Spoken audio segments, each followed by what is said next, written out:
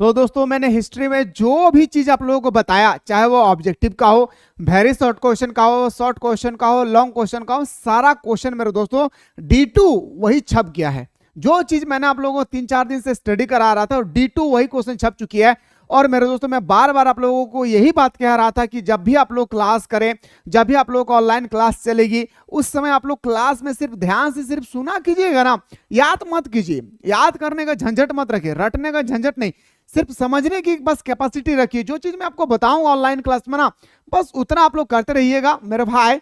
Final exam में भी वही क्वेश्चन आएगी जो मैं आप लोगों को क्रैश कोर्स में बता रहा हूं। बहुत सारे स्टूडेंट्स सर कह रहे हैं कि क्या सर फाइनल एग्जाम में भी इतना ही आसान क्वेश्चन आएगी क्या? मेरे दोस्तों क्वेश्चन का लेवल थोड़ा सा ज्यादा होगी। कैसा होगा कैसा नहीं, मैं सारा चीज आप लोगों को यहाँ पे बता रहा हूँ। जो भी स्टूडेंट्स ज्वाइन कर चुके हैं वो बिल्कुल हमारे साथ सुबह शाम क्लास कर ही रहे हैं।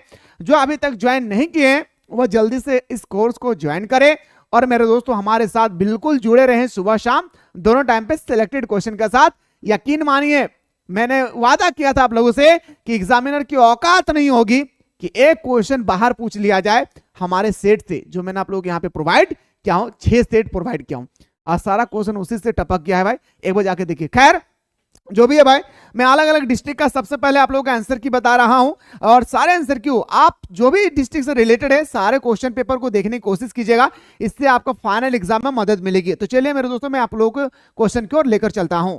दोस्तों सबसे पहली बात तो मैं यही कहूँगा कि ये जिस भी डिस्ट्रिक्ट के क्वेश्चन है, ये एक्चुअली जो भी बनाया है उनको दिमाग ही नहीं है भाई कि आखिर क्वेश्चन को किस तरह से ऑप्शन दिया जाए। मेरे पास 3 क्वेश्चन ऐसी है इसमें जो बिल्कुल एरर दिया गया है। कभी क्वेश्चन सही है तो आंसर गलत, अगर आंसर दिया हुआ है तो ऑप्शन गायब कर दिया है। मेरे दोस्तों एक्चुअली स्टूडेंट्स के साथ ये बार बार हमारे जैकबोर्ड में होती आ रही है और उम्मीद करते हैं कि ऐसे होती ही रहेगी।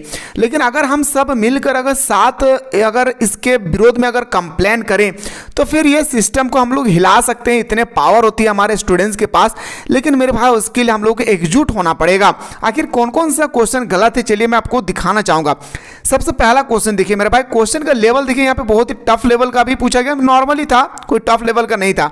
पहला क्वेश्चन था सर मृतकों का टीला किसे कहा जाता है? हड़प्पा सभ्यता को। ये तो हम सभी को पता है। अब आइए क्वेश्चन नंबर 2 देखिए भाई, क्वेश्चन को पहले पढ़िए आप लोग और ऑप्शन देखिए, यहाँ पे ऑप्शन ही गायब है। यहाँ पे ऑप्शन ही गायब है। आप गूगल में भी सर्च करेंगे ना मेरे भाई आपको नहीं मिलेगी। क्वेश्चन है कि हड़प्पावासी नीले रंग के लाजवर्द मणि कहाँ से प्राप्त करते थे? जबकि मेरे दोस्तों ये एक भी ऑप्शन नहीं है यहाँ पे। अगर मैं बात करूँ ना, इसका जो सही ऑप्शन होगा ना, अफगानिस्तान के बदखासन प्रांत में कोकचा नदी की वादी में लाजवर्द की सरे संग नामक खान से प्राप्त हुआ है। कहां से?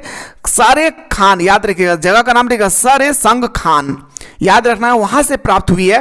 और यहाँ पे कोई भी ऑप्शन मैच नहीं कर रहा है। सबसे पहले तो क्वेश्चन बनाने वालों को क्वेश्चन को रीचेक भी करना चाहिए। आखिर रीचेक क्यों करेगा भाई? सरकार जब उनको सैलरी दे ही रहा है 80,000 90,000 रुपया, तो वो फिर उनको क्या जरूरत पड़ता है उतना टेंशन लेने के लिए? अरे टेंशन हम लोगों को लेना है ना भाई।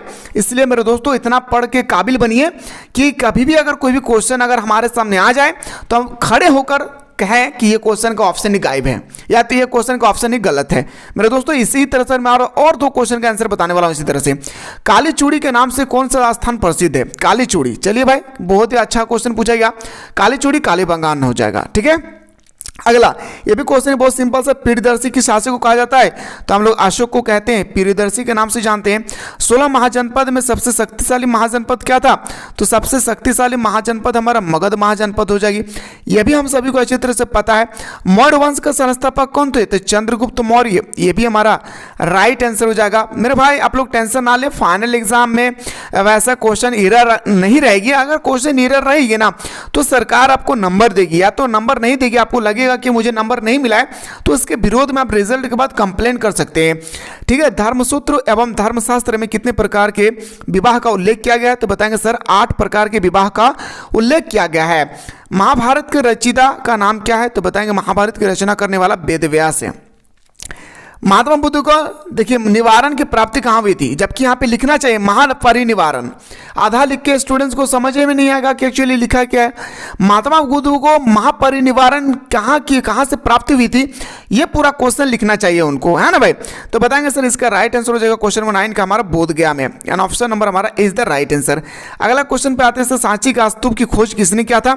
तो सांची के स्तूप की जो खोज करने वाले थे ना मेरे दोस्तों, वो था उनका, याद रखिए सांची का स्तूप को खोज करने वाला था जनरल टेलर। कौन थे? जनरल टेलर इसका सही उत्तर हो जाएगा। बात करते सर अगला क्वेश्चन कि महावीर स्वामी का जन्म कहाँ हुआ था। तो महावीर स्वामी का जन्म कुंडल ग्राम में हुई थी, एंड ऑप्शन नंबर सी इसका राइट आंसर हो जाएगी। अल-बिरूनी उनका जन्म कहाँ हुई थी। तो अल-बिरूनी का जन्म हुआ था मेरे दोस्तों, याद रखिएगा हमारा उज्बेकिस्तान के खोरज़म में, यानी ऑप्शन नंबर हमारा डी इसका सही उत्तर हो जाएगा। क्वेश्चन नंबर नेक्स्ट पे आते हैं, इनमें से कौन एक विदेशी यात्री चिकित्सक था। तो याद रखिएगा फ्रांसवा बर्नियर जो है एक प्रकार के चिकित्सक थे। रामानंद के शिष्य कौन थे। तो कबीर थे, रैदास थे, और पीपा थे, और घना थे। ऑप्शन नंबर हमारा क्या आ जाएगी, डी इसका सही उत्तर हो जाएगी। बाकी आपने कितना क्वेश्चन सही करके आए जरूर आप अपने कमेंट सेक्शन में बताएं।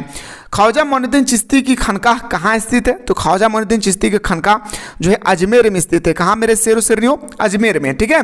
बाकी आप लोग बेटर तरीके से तैयारी करना चाहते हैं तो आप लोग क्रैश कोर्स में जरूर एंट्री मारें, क्योंकि वहां पे सुबह शाम क्लास चलती है फाइनल एग्जाम के अकॉर्डिंग सिलेक्टेड क्वेश्चन के साथ, जिसका लिंक डिस्क्रिप्शन बॉक्स में दिया गया है।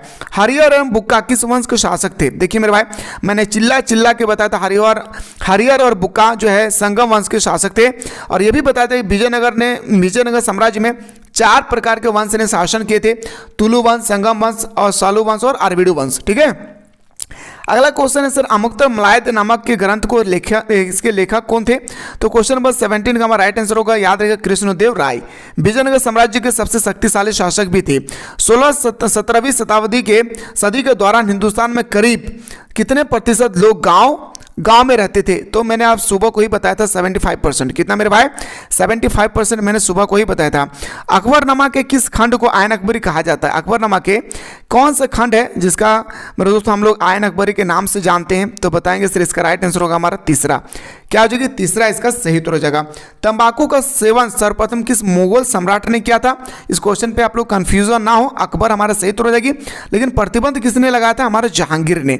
बात करते हैं सर अगला क्वेश्चन पे, संथाल लोग राजमहल की पहाड़ी में कब से आकर बसने लगे। देखिए मेरे भाई, क्वेश्चन सही है, ठीक है, लेकिन एक भी ऑप्शन आपको सही नहीं मिलेगी। अरे कम से कम लिखना है तो आपका दशक लिखिए कि कौन सा दशक में हुई है। एक्चुअली देखिए मेरे भाई, इसका जो राइट आंसर होगा ना 1780 के दशक में शुरू हुई थी, ठीक है। अगर आप मान के चले 16 भी मारते हैं ना, तो हमारा याद रखिएगा 17वें दशक में स्टार्टिंग हो रही है और ये हमारा लास्ट पोजीशन पे जा रहे हैं।